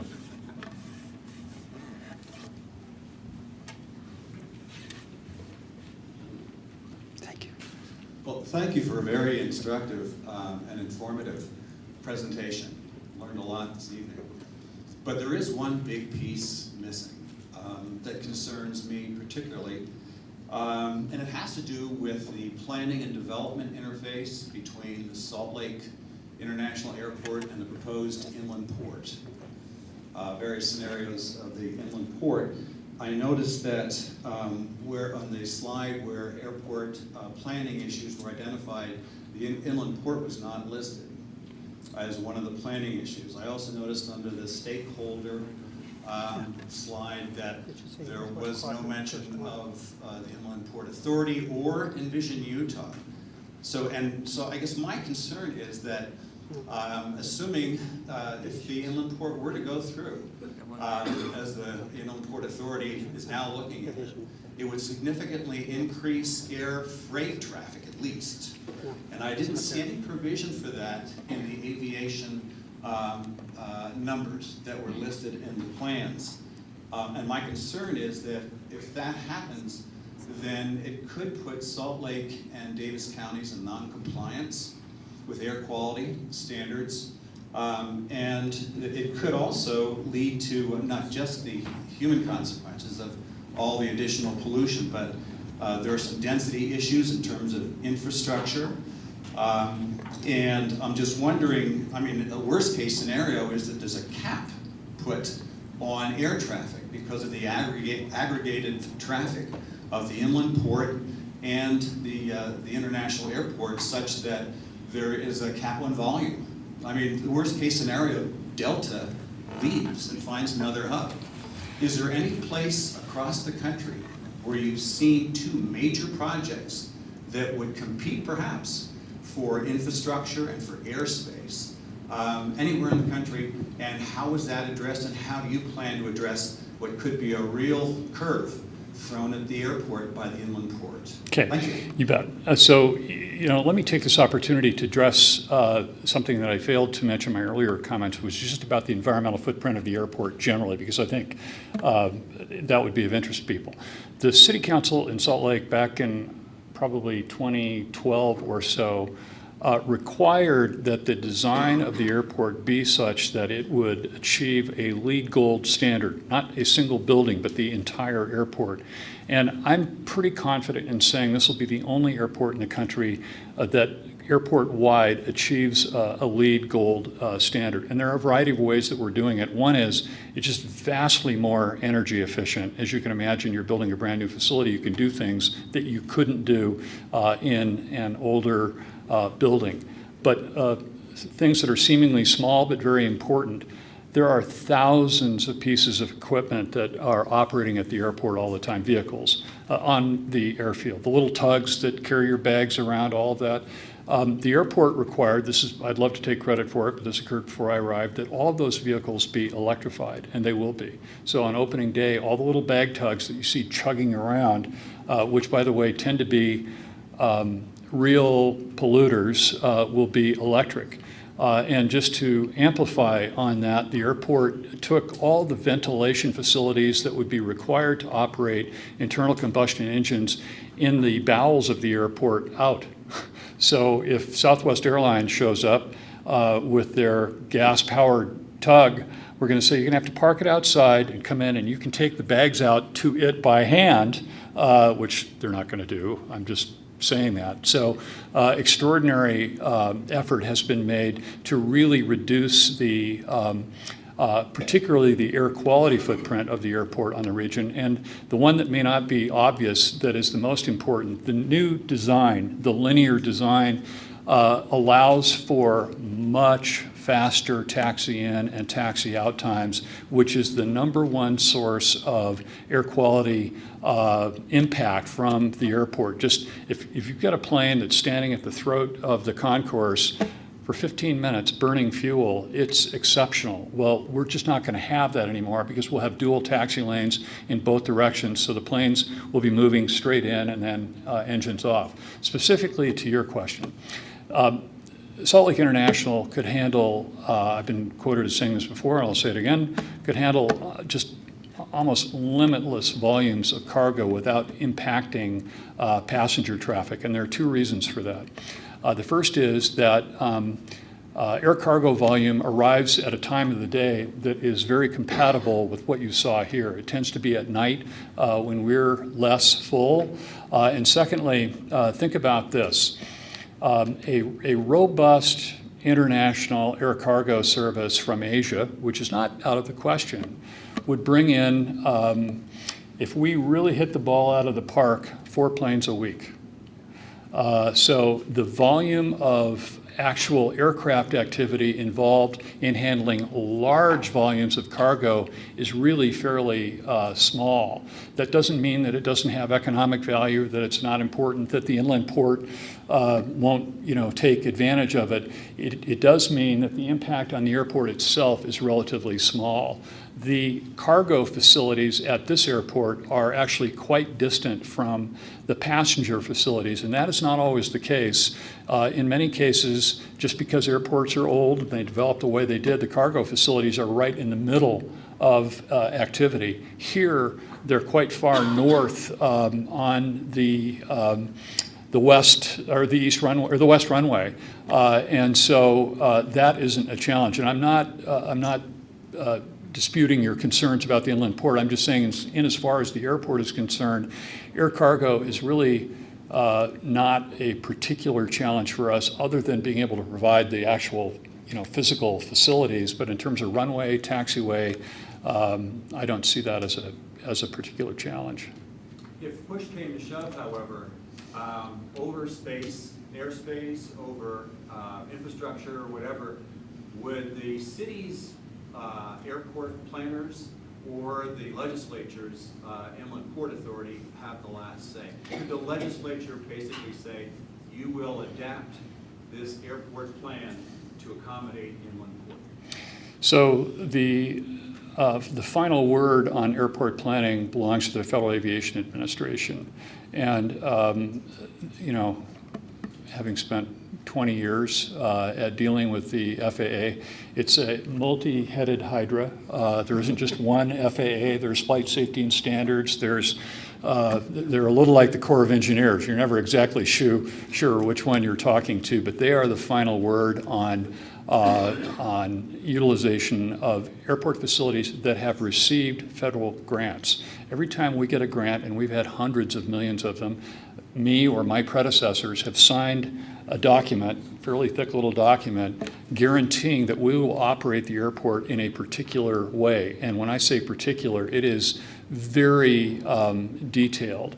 So I say all of that because that affects just about everything we do at the airport. We're in constant touch with them, and we are expecting, you know, well north of $100 million of FAA grants in order to complete the existing project, the airfield projects.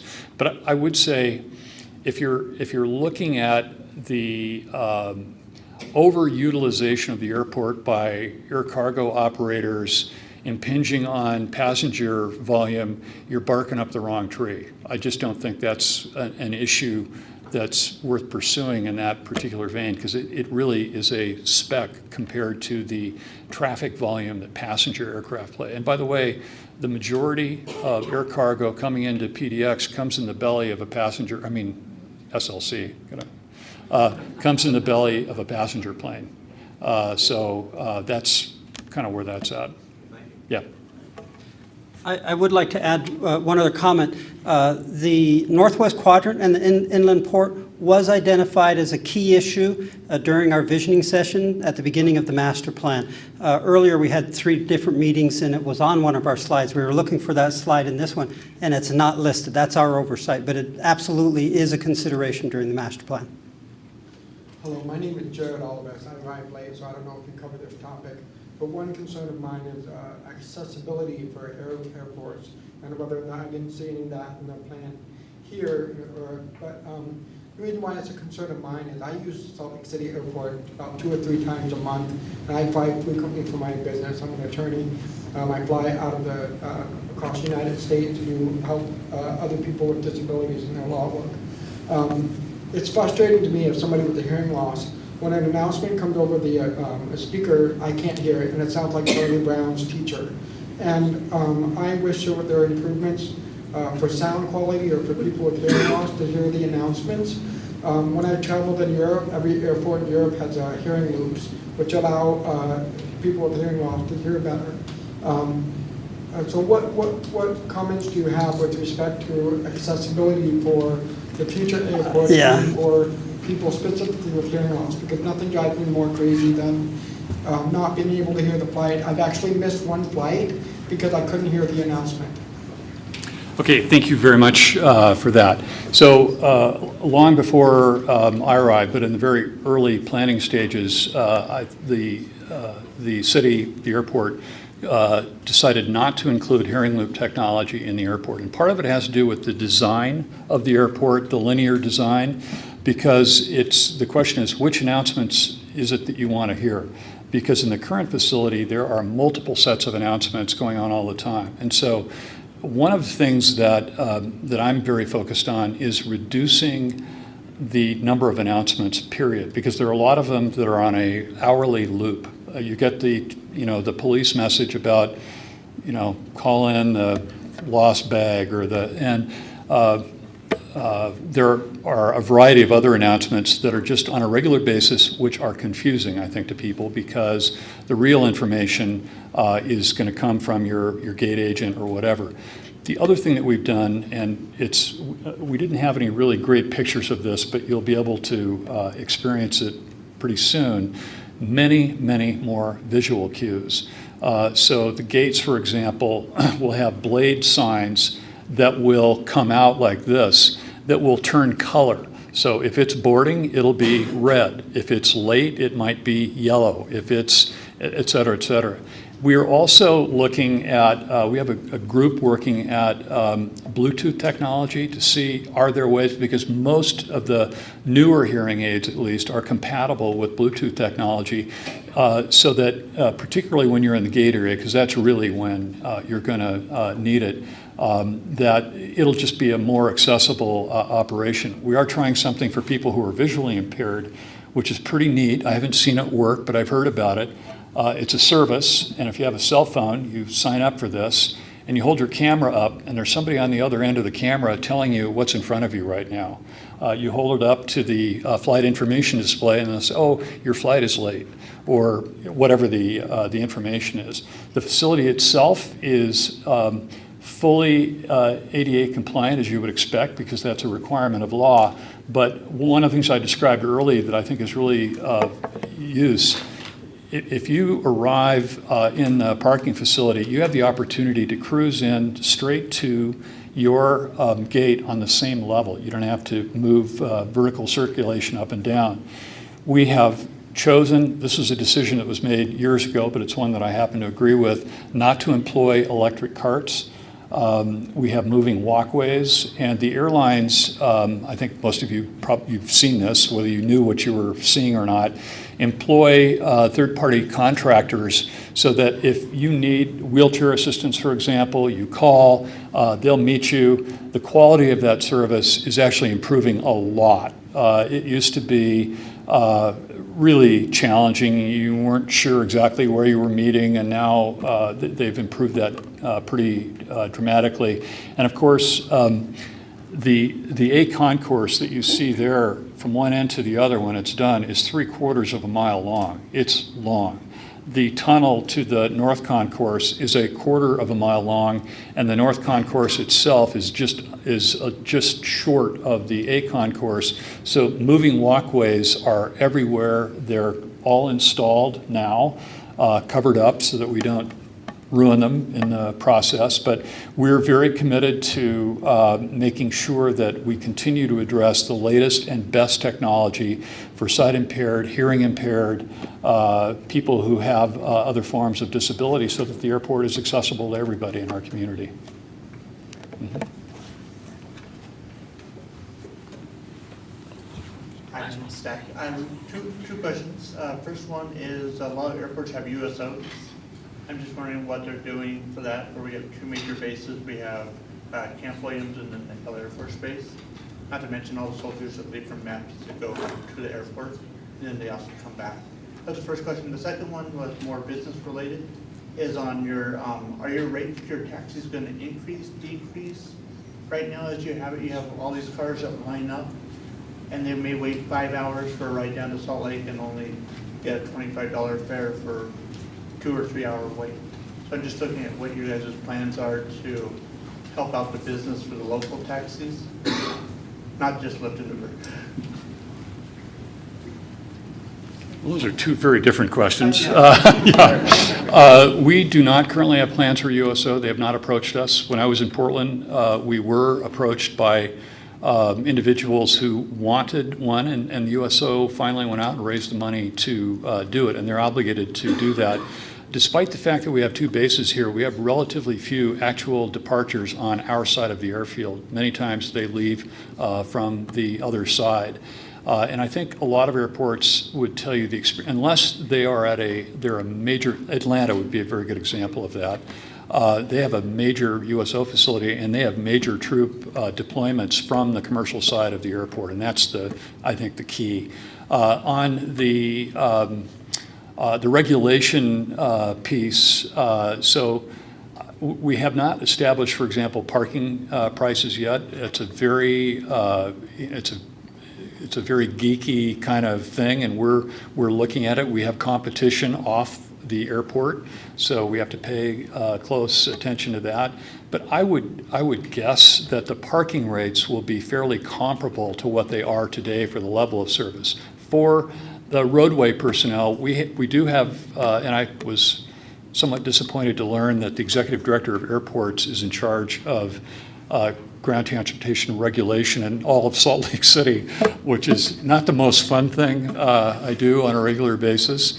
I wouldn't expect initially to see too many changes.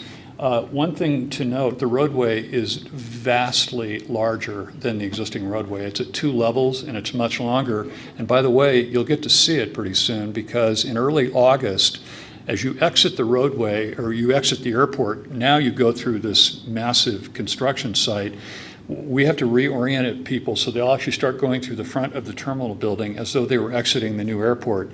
It's going to have kind of a Western fake town feel to it, because there isn't going to be anybody inside. There won't be any activity going on, but you'll drive right by it so that we can build the helixes that'll be required to access the long-term garage. So, in the existing roadway, 40 years ago, who was thinking about Uber and Lyft and all of the changes that we've seen? And so we do have standard charges for people who use the roadway at the airport for commercial purposes, and that's part of how we pay for all of the things that we build. And I would say my assessment is we're probably going to take a look and see initially to see how it's working, because I'm pretty confident that when all this was planned 10 years ago, we didn't get it right, and we're going to have to see how it works. But we're going to be very sensitive to all the operators out there, and there are many, many different kinds of roadway providers. And Salt Lake is very unique. Our rental car business is going up at a faster rate than I'm sure very many other airports in the country, and that's primarily because people come here, they're not going to take Uber to Bryce Canyon, or typically even to Park City or Deer Valley. They rent a car. And so that business is very, very strong, and we kind of want to see how it plays out, and because that's also a business that's ripe for disruption. And our key is, we don't know where the disruption is coming or how it's going to be disrupted. We just want to be able to adapt to it when it happens. Right here. Has there been an effort to include minority businesses in your construction? I don't know if this is a city project or a state or federal project, and that's my question. Yes. Minority businesses, have you included them in the big pie that you have here? The answer is yes. It's a city project. I will be honest with you, I was a little surprised when I arrived in Salt Lake to see that there aren't state requirements, but the city has been very aggressive, and both not only in the construction but in the retail food and beverage awards. And I think we've been very successful. I don't have the exact numbers for you right now, but I feel like we really had a lot of success at that. And on the construction front, our challenge at the moment is that there are certain types of labor we just can't get. It's not available, right? I mean, if you're a licensed electrician in Salt Lake County and you're not working and you want to, something else is going on, because you just can't find them. Facebook, the airport, and then just the normal construction activity that you see here have just drained this county of available trade labor. It's really a challenging thing, and it's pushing costs up to some extent. But it's a good question. We are very sensitive. Our mayor has been very clear about this. The council has been very clear about it. We report to our advisory board each month when they meet with a sort of a long list of statistics about how we're doing, how many local contractors there are. We can't always identify a DBE contractor necessarily, but we certainly know small business, and that is often a predicate as well. Bill, if I could add, we have Raymond Christie, who is our DBE liaison officer. He's in our planning department. I can get you his contact information. Right now, Raymond would be here, but he's actually in Washington, D.C. Because he won the National FAA DBE Liaison Award for the United States. So we have an exceptional DBE officer that I can get you his name and number.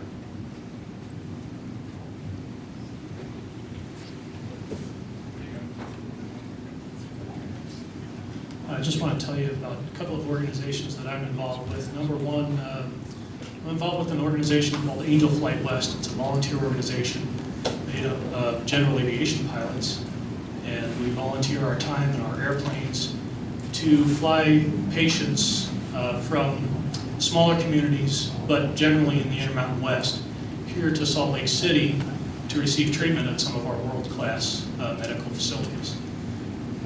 The other organization I'm involved with is the Southwest Camel Flying Club, and that's the organization that allows me to fly as a volunteer for Angel Flight West. So in light of that, I've got a couple of questions about the general aviation strategic plan that you mentioned. Where is it? Can it be viewed? Has it been executed yet? And you know, who prepares it? Who has input? And if we have any input, I'd like to see that general aviation is included in the master plan for Salt Lake International Airport, particularly because South Valley is not as convenient as Salt Lake International to some of these world-class facilities that we have here. Specifically, T hangars, shade hangars, anything. Can you address that for us, please? The plan is available. So, as the first part of this master plan, we did what is called a General Aviation Strategic Plan. That is available, and we can send it to you. It basically analyzes the airport system as a whole because, as we said, we have South Valley Regional Airport, we have Tooele Valley Airport, and we have Salt Lake International Airport. And it is basically how do we accommodate all the general aviation needs within that community and within our system. So I can get you a copy of that if you have your name and number.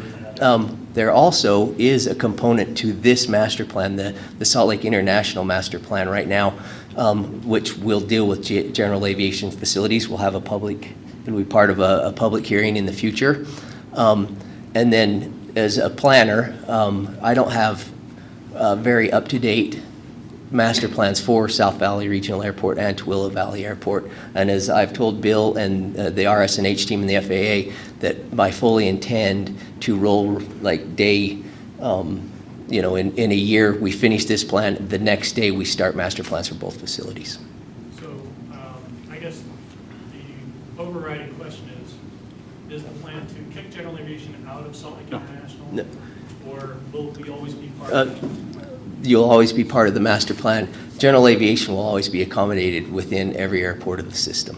So there, as part of this plan, there may be improvements to T hangars and shade hangars for small aircraft? You know, when you say general aviation, it's a big word, Well, right? yeah. Okay. So we have two FBOs, which, by the way, is a terrific thing for an airport this size to have two very competitive FBOs. I think part of the work that Steve and his crew are doing right now is just looking at volume. 1735 which is the GA runway, for those of you who aren't geeked out on runway numbers and so forth, is, as you, I know, can experience, is increasingly getting pressure from the commercial side of the airport. And that isn't going to stop from what I can see. So as Delta and the other carriers move increasingly to away from CRJs to the Embraer 175s, which slightly bigger aircraft, but also longer range, we're going to see many more nonstop markets being addressed. I give you one because it's my favorite. I've been asked to go visit with EDC Utah about a company they were trying to attract here, and this guy wanted to talk about air service, and I said, "Oh, good, I'm ready for that." And he goes, "I only have one question." He says, "Can I get to Little Rock, Arkansas?" And the answer is not really. You have to fly through Atlanta. You have to fly 500 miles over and fly back because there isn't really an aircraft type that would address the market sizes. The E-175 would do that. And so I would expect to see over the next 5 or 6 years, a significant number of new markets, and that is going to put additional pressure on 1735. I don't know how much, I don't know what it means. That's part of what this process is all about. But if you're in a Cessna 172 and you're sitting at the end of the runway and there is a 400-mile stream of A321s coming in, you're going to burn a lot of fuel sitting there waiting for a spot. And to the extent that there is conflict, Big D is going to get pretty upset about it, and we have to pay attention to that. And that's part of what this process is so important for, because I can sit here and talk about all this, but I don't really know what that means. Yeah. I just request that as part of this, take the community aspect that you had mentioned earlier Yeah. into account, because I think It's very important. the flights and the flight training and the CAP and all Yeah. those things that light aircraft are involved in are part of this community, and we want to remain part of this community. I appreciate that, and I came from an airport where we also had 2 reliever airports, Hillsborough being one, which is actually a pretty successful GA airport, and Troutdale, which, like South Valley, is directly under the flight path of PDX, and always a problem, so I feel your pain. Thank you. Yeah.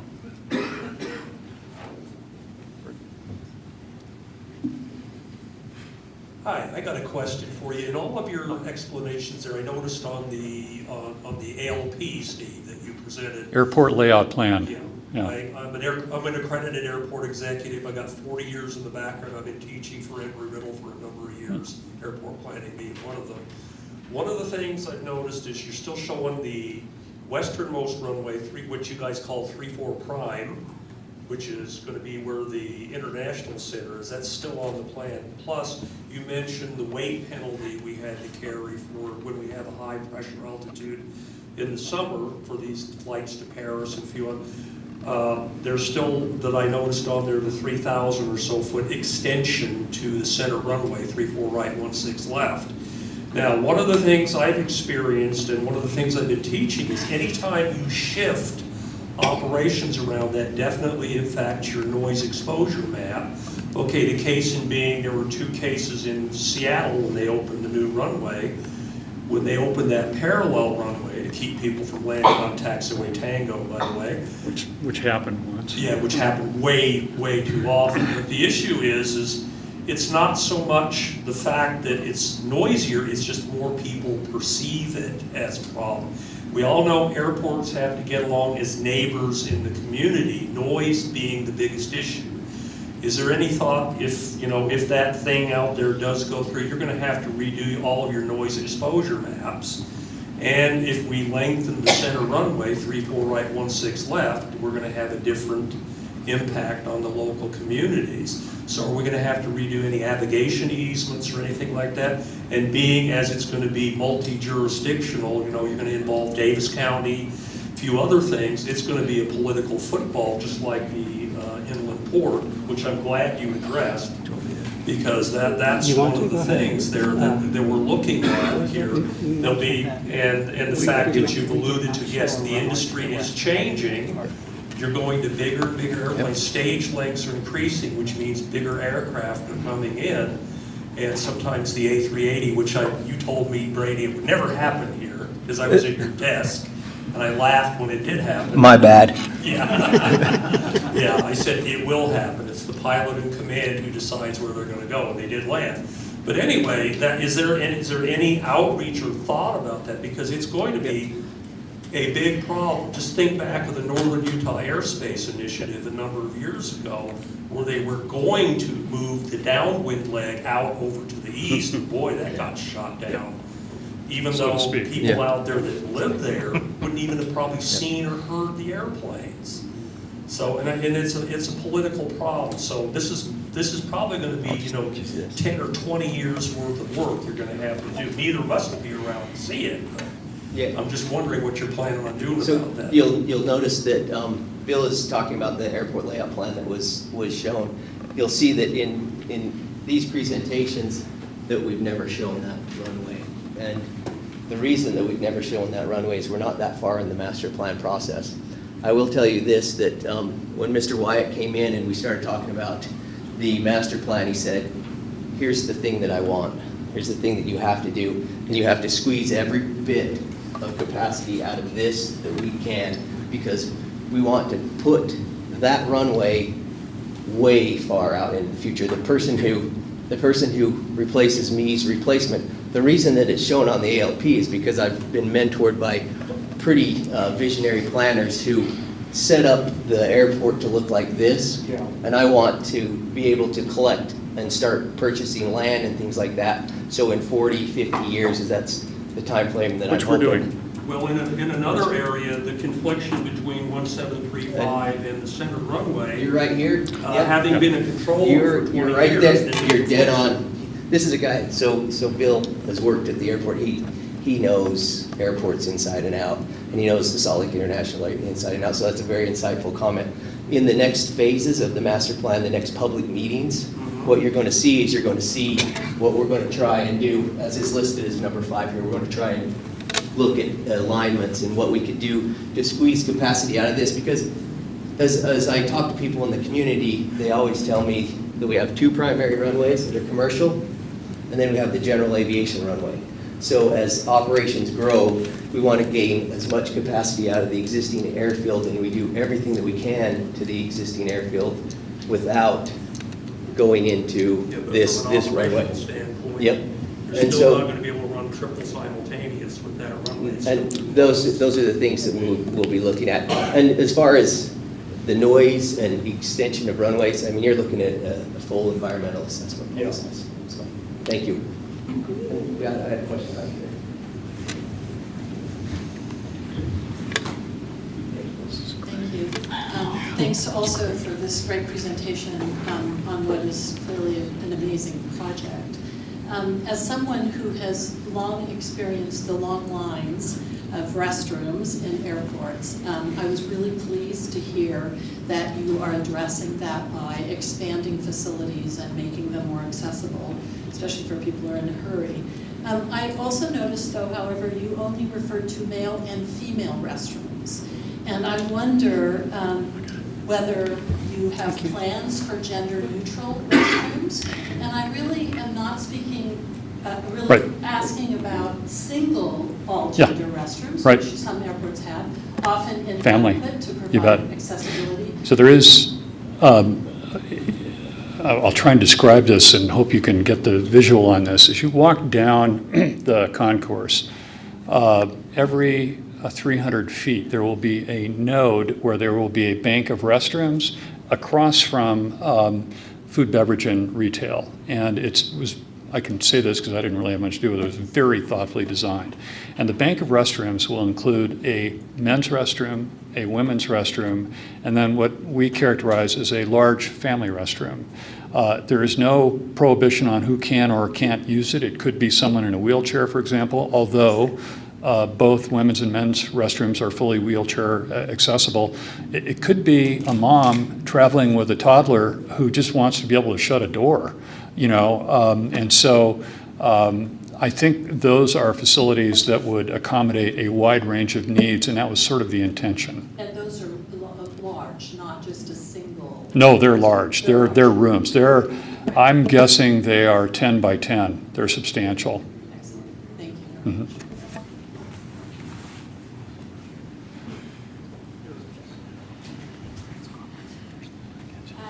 Will there be ground transportation desks in the new terminal? And can you explain how the lanes will be, if they'll be similar, especially the commercial lane, if it will be similar to how it works today? Well, it'll be different because we have an elevated roadway. So I'm trying to find the best place to.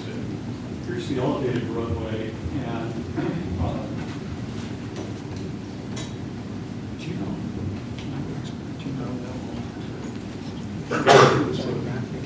the roadway has essentially been allocated already. I'm confident it will change because I'm pretty confident when this happened 4 or 5 years ago, the world looked different. We didn't get it right.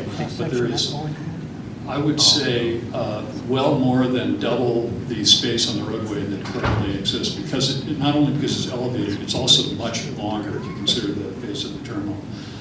Uber and Lyft, I think, are over in this area. The commercial part of the roadway is in here. I can't tell you exactly who's where, but It's still being developed. it is still being developed. Now, this is the vertical circuit. This is an island, right? So you will not be able to walk from the terminal building across the roadway into the garage if you wanted to run a car for some reason and go up to their desk. You'd have to go up in the terminal building, cross the sky bridge, and go down, which presents some challenges, to be honest, for policing and roadway management, but just the additional real estate is huge. As I said, I can't tell you exactly who is where on the roadway, but it's going to feel like a pretty spacious experience given what people currently experience, which is everybody wanders out into the middle of the roadway to look for their Uber driver's license plate number and gets run over in the process. Fortunately, we haven't had that happen, but you can imagine it. Arrival and departures, will we have to, ground transportation, do they have to come out? Arrival, Because right now, if we have arrivals and departure, we can actually combine trips where we unload people and then load them in. Okay, on The answer is yes. Yes, yeah. We can still do a rematch. Yeah, Yes. so the rematch will be, isn't it, I think the rematch is on the bottom level, and so the rematches will only be allowed on the bottom level, so Uber and Lyft will drop off somewhere on the bottom level, and that's where the rematch will occur. There are other ground transportation companies. And other, Yes. I apologize, Yeah. the TNCs, let's talk about No, not TNCs. even. I think we've been here for 30 years supporting the Yeah. airport. Yeah. So we continue to do that.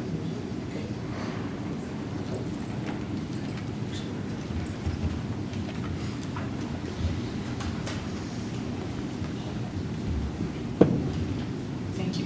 So this airport sits at the edge of Great Salt Lake, which is a globally important bird area, and there's 10 million birds using that lake annually. Do you have any plans for bird-friendly window treatment, lighting, bird-friendly lighting, and so forth? Of all the questions I thought I was going to get, it wasn't about lighting. I thought it was going to be about wildlife management, which is a whole topic I'd be happy to talk about. So I don't think I can actually answer your question right now from the design perspective of the airport. I don't know if there's any of our troops here who can. But if you'll connect with me, I'll get into that. I'll get you an answer on that. Wildlife management, is an issue. I'm used to it from Portland.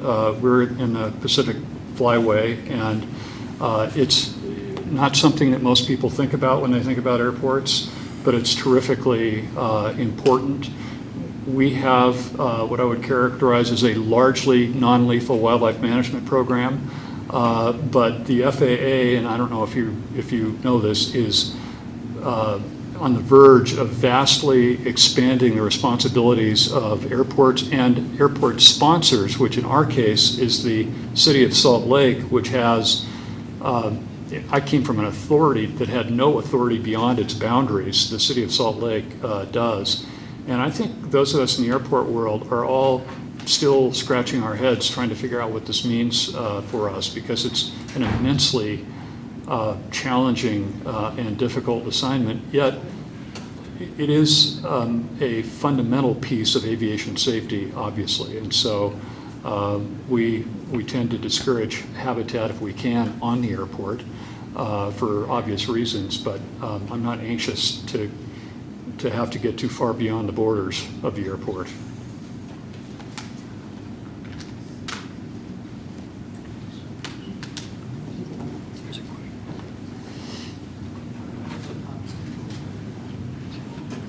Just a quick architectural question. Is there going to be anywhere in the new airport where you can just like look out and observe like the runways, like see the whole runways and just watch the... Yes. Let me ask you this. Are you a Diamond Medallion Sky Club? I will just give Delta this pitch, and then I'll answer your question. Delta is, they're the hub carrier. They're building a substantial Sky Club here.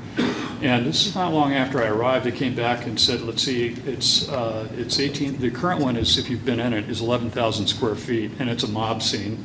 It's just overwhelmed. The new one was going to be 18,000 feet, and they said, we'd like 9,000 feet more, which, you think about a 9,000 foot home, except that we were well under construction. And so it will open at 27,000 square feet, including a sky deck, which will be open, from which you can see the Great Salt Lake. And you'll have great visibility on at least both runways.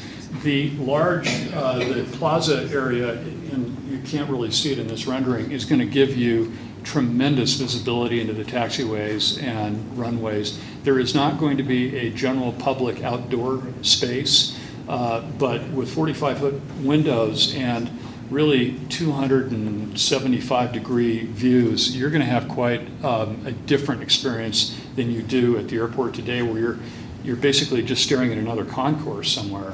It's going to be pretty exceptional. I have another, just a comment, because I'm a plane geek, and so I absolutely love to watch aircraft. If you go to the end of this Yes. concourse, where the ends of the concourses, Yeah. they're full glass, so you can sit in the lobby, and this view is straight to the runway. So it has spectacular views, not only of the Ochre Mountains behind you, but the aircraft taking off. It is stunning. I actually went in there and found myself just kind of standing and watching airplanes while we were going through a tour. And I'm not telling you we're going to do this, but there are airports, there are about 4 big ones in the country that are experimenting with the idea of credentialing non-flying public to come into the secure area of the airport. Seattle is doing this, for example, which I think is a little crazy because they're so overwhelmed by passenger volume as it is, but nevertheless. I could see that catching on. It's been really popular, and many of you who are plane geeks may remember the pre-9/11 days when you could drive up practically to the edge of the runway and there would be food carts, and people would sit there for hours and watch them, and the FAA closed those immediately after 9/11. And airports, I think, have struggled with that. In Portland, people would come in to the long-term garage, park on the top, and if you Google PDX airplanes or something like that, you'll see this guy has loaded up thousands of hours of video onto YouTube, and you'll see everything from Air Force One to the largest airplane in the world that at one time or another have come through PDX. And it probably isn't a huge audience, but there are people who love it, and it would be fun one day to be able to accommodate that. I have 2 questions now. One of them going off on his. I remember living in Portland, going up on top of the deck, and just sitting up there for an hour or two, going in the Jack in the Box, and they're eating a hamburger, watching the planes, and never being harassed by the security or anybody. Will we be able to do that here? And my next question is, what are the plans for possibly relocating the Air National Guard off the airfield and maybe up the Hill Air Force Base or somewhere else to clear up some airspace and property? Well, I think the likelihood of relocating the Air National Guard is not great, since we just signed a 50-year lease with them. So that was the very first thing I did when I got here, was sign a 50-year lease with the Air National Guard. They get the brother-in-law deal at the airport, as you can imagine, and they've actually invested a fair amount of money there. I doubt that it's going to change. The only thing that'll change their mission is one of these days the Boeing 707 is going to fall out of the sky if they don't get a replacement for it, but that's because that's their primary mission. I think it is very unlikely in the new SLC that you will find a open to the public pre-security deck of some kind for close-in operations viewing. I just think that both the FAA and the TSA are going to approach this with great caution and care, and I'm good with that, actually. Can we still go to out here like I could at PDX and just go to the top of the deck and just sit there? Oh, the garage? Yeah, sure. You pay the fee. We'll take the. You bet. Absolutely. Yeah. We're good. Yeah. Come on down. Yeah. Yes. Have you ever considered using wind energy at the airport? Since this has not been a subject that I have heard since I've been here, but Brady knows otherwise. As far as wind generating facilities, typically they are too tall for the airport environment. I mean, we don't have enough land mass, and then we have FAA required surfaces that we have to protect, and that typically discourages large amounts of Brady, Luke Air Force Base has got a huge solar farm. Yeah. So that's specifically with you said wind. But Denver, Denver does the same thing. real estate gives you a lot of opportunity. We are, I will say, this is part of the environmental commitment of the City of Salt Lake and of the airport. The city is renegotiating their green energy deal with Rocky Mountain Power, which will include, I think by 2022, that we, as a city agency and really the largest consumer of electricity, go 100% green energy by 2022. And I'm pretty confident this is going to happen. It's a part of Rocky Mountain Power's, industrial scale project down south, but we're very committed to that. Yeah, well, we're running out of time. Take one more question, and then we'd like to kind of wrap this up. We're happy to kind of stay and linger and answer any more questions that you might have. But with the, we're a little bit over time right now, so let's take one question from this gentleman, and all good. Thank you. This has been very informative. I'm wondering, so in phase 1 and in phase 2, where will Delta be located versus everybody else? And will there be flexibility in that if some new carrier came in that doesn't presently serve Salt Lake City and said, we'd like 10 gates and some counter space? The 10 gates would be hard to accommodate because of our rapid growth that we've been kind of alluding to. But Delta is primarily going to be on Concourse A. The other carriers that serve Salt Lake are going to be on Concourse B with built-in airport-owned gates. So in the case of a new carrier coming in, we'll have some flexibility to put in additional gates. We'd actually be able to accommodate that carrier. Delta is actually going to come to take some of these gates as well, but primarily Concourse B will be the other airlines, basically the United, Southwest, and the Concourse Concourse G carriers now, and with Delta being on Concourse A. Somebody came in and wanted 10 gates. That's $800 million project, so they'd have to be pretty committed, I think, to pull that trigger. Not that I'm available. I'm good. Yeah. Well, we do actually have an expansion piece on the end of the B concourse, so that if we wanted to, we could expand by up to 15 gates. And my guess is before we're all done with this in that 2025 range, we're probably going to do it because the contractors will be there. Unless the business just collapses, it would not be sensible to let the contractors demobilize and then have to bring them back again and do it all over again. But we don't get too many 15-gate requests. Like to, okay. Thank you. Thank you, Bill.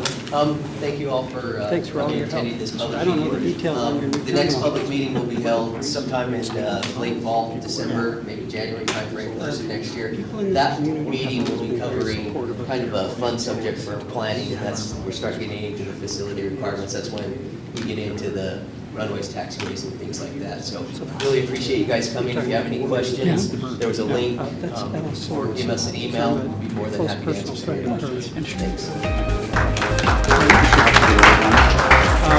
Thanks.